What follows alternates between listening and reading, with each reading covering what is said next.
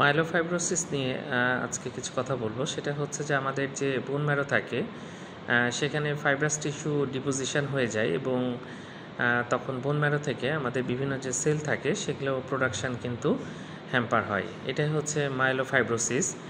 আমাদের বোনসে মেগাক্যারিওসাইট থাকে, সেখান থেকে একটা উপাদান রিলিজ হয় এবং সেই উপাদান রিলিজ হলে তখন এখানে ফাইব্রাস টিস্যু ফর্মেশন হতে থাকে। এটাকে আমরা মাইলোফাইব্রোসিস বলি এবং ব্লাড টেস্ট করে কিন্তু এটা অনেকটা ডায়াগনোসিস করা যায় মাইলোফাইব্রোসিস। এবং এখানে ম্যাসিভ স্প্লিনোমেগালি হয়, অর্থাৎ প্লিহা বা স্প্লিন কিন্তু অনেক বড় হয়ে যায়, ম্যাসিভ স্প্লিনোমেগালি দেখা যায় এবং এর ফলে কিন্তু বিভিন্ন সমস্যায় স্প্লিন ইনফার্ক্ট পর্যন্ত হতে পারে।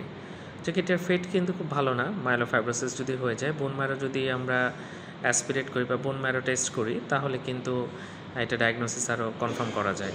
যাক, মাইলোফাইব্রোসিস এটা কিন্তু অনেক সময় ম্যাসিভ স্প্লিনোমেগালি কজের মধ্যে আসে এবং এখানে বোন ম্যারো কিন্তু ফাইব্রাস টিস্যু দিয়ে রিপ্লেস হয়ে যায় এবং স্প্লিনটা অনেক বড় হয়ে যায়।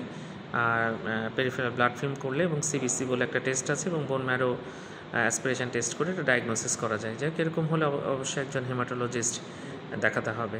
ধন্যবাদ সবাইকে।